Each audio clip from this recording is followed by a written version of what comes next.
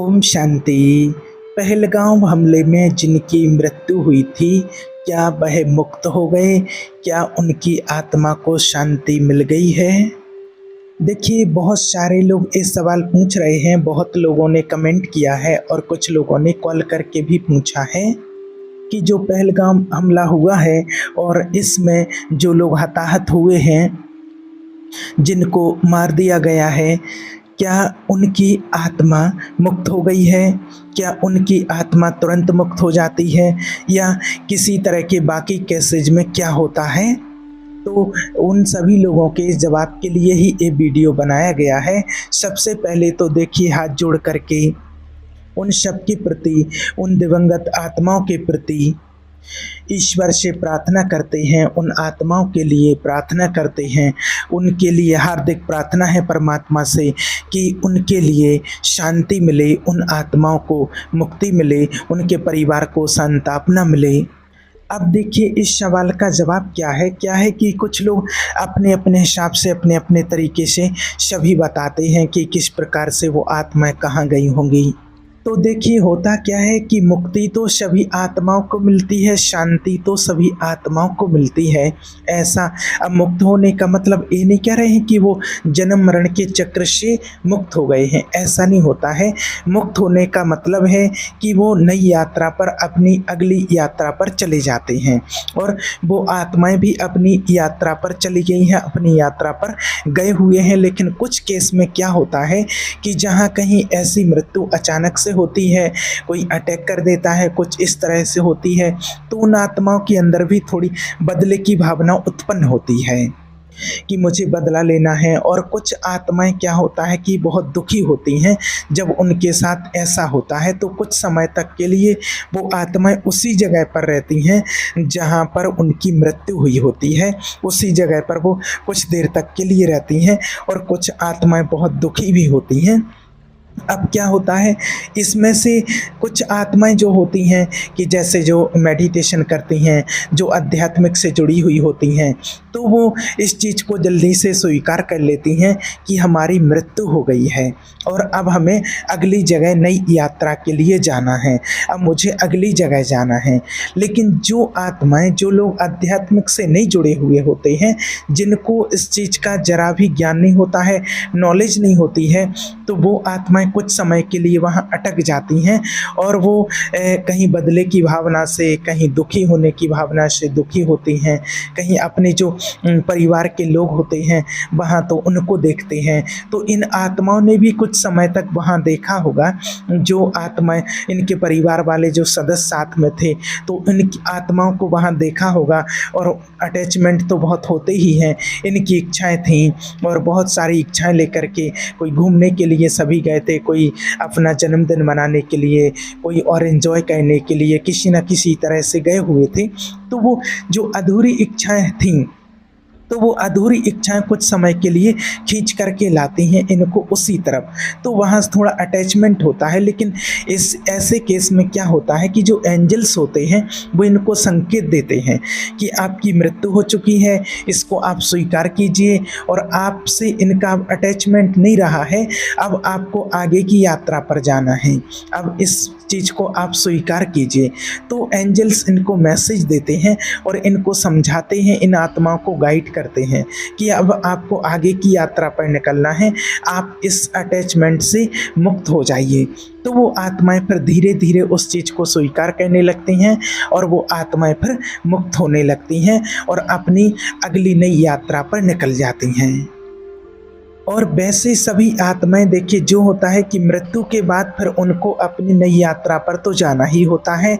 जैसे ही मृत्यु होती है, उनकी डेथ होती है, नॉर्मल डेथ किसी की होती है, तो वो सभी आत्माएं जैसे ही उनका शरीर छूटा, और शरीर छूटने के बाद अटैचमेंट तो देखिए हर किसी के लिए रहता है, अपनी फैमिली से, परिवार से, तो थोड़ा अटैचमेंट, लगाव तो होता है। तो थोड़ा उन आत्माओं को भी कुछ समय के लिए दुख होता है। लेकिन जैसे ही एंजल्स के मैसेज मिलते हैं और वो इस चीज़ को स्वीकार कर लेते हैं, समझ जाते हैं कि अब मुझे नई यात्रा पर जाना है, तो फिर वो आत्माएं वहाँ से फिर निकल जाती हैं, आगे के लिए चली जाती हैं। बस कुछ आत्माएं कुछ समय के लिए रहती हैं जिनका बहुत ज़्यादा अटैचमेंट रहता है। और यहाँ जो पहलगाम हमला हुआ है तो वहाँ आत्माएं काफ़ी देर तक वहाँ रही होंगी, क्योंकि अटैचमेंट रहता है। कुछ ऐसी घटनाएं जब उनके साथ घटी है तो अटैचमेंट बहुत ज़्यादा होता है और अपने सपने अधूरे छोड़ करके वहाँ पर गए हुए होते हैं। तो कुछ समय के लिए वहाँ उन आत्माओं को दुख हुआ होगा और वो आत्माएं फिर धीरे धीरे उस चीज़ को स्वीकार करके एंजल्स के मैसेज को समझ करके फिर आगे की अपनी नई यात्रा पर निकली हैं। अब कई लोगों ने प्रश्न ये किया है यहाँ पर कि उनको मुक्ति कैसे मिली होगी, उनको शांति कैसे मिली होगी, वो आत्माएं तो अभी वहीं होंगी, वहीं भटक रही होंगी, उनकी ऐसे मृत्यु हुई है तो अभी वो वहीं होंगी। तो देखिए, आपको बता दें कि मृत्यु के बाद आत्मा वहीं भटकती नहीं है और ना किसी प्रेत योनि में जाती है, ना कुछ, ना किसी प्रकार से वो भटकती है। आपको सिर्फ इस स्थिति को नहीं देखना है कि उनकी मृत्यु कैसे हुई है, सिर्फ वो वाली स्थिति नहीं देखी जाती है। यहाँ उनका ये देखा जाता है पूरे जीवन का उनका कर्म क्या रहा हुआ होता है और उसी के हिसाब से फिर उन आत्माओं को मुक्ति मिलती है। उसी के हिसाब से वो आत्माएं फिर अगली जगह, माना उनका जहाँ नया जन्म होना होता है वहाँ जाते हैं। सिर्फ वो लास्ट स्टेज जो होती है मृत्यु की, उनकी जो गति होती है उसको नहीं देखा जाता है। मृत्यु तो ऐसे कितने लोगों की ऐसी हुई है कि अचानक किसी ने मार दिया है। कई ऐसे संत तपस्वी महात्मा हुए हैं जिनको मार दिया है, लोगों ने अटैक किया है, उनके ऊपर मार दिया है, उनकी हत्या कर दी गई है। ऐसे भी तो क्या अब जो संत हुए हैं, तपस्वी हुए हैं, क्या उनकी आत्मा को भी शांति नहीं मिली होगी? क्या उनकी आत्मा को मुक्ति नहीं मिली होगी? आपने शायद ऐसे कुछ केस सुने हो, मैंने बहुत सारे ऐसे केस सुने हैं जो कुछ संत महात्मा हुए हैं, तपस्वी हुए हैं और उनको भी कई लोगों ने मार दिया है, उनकी हत्या कर दी है, किसी न किसी षड्यंत्र से या किसी न किसी प्रकार से उनकी हत्या कर दी है। तो ऐसे केस आए हैं सामने। तो होता क्या है कि उनका पूरा जीवन काल, अब जो तपस्या करके भगवान की शरण में ही उन्होंने अपना सारा जीवन बताया है, तो उनको मुक्ति तो मिलेगी, वो आत्माएं मुक्त तो होती ही हैं। और दूसरी चीज़, एक बात और बता दें, ऐसे भी कुछ संत हुए हैं कि जो एक तो कुछ समय ही पहले की बात है कि एक संत थे जो बहुत तपस्वी थे और ब्रह्मचारी थे, बाल ब्रह्मचारी थे, भागवत कथा करते थे। तो वो कहीं एक बार कथा करने के लिए जा रहे थे, तो वृंदावन पहुँचे।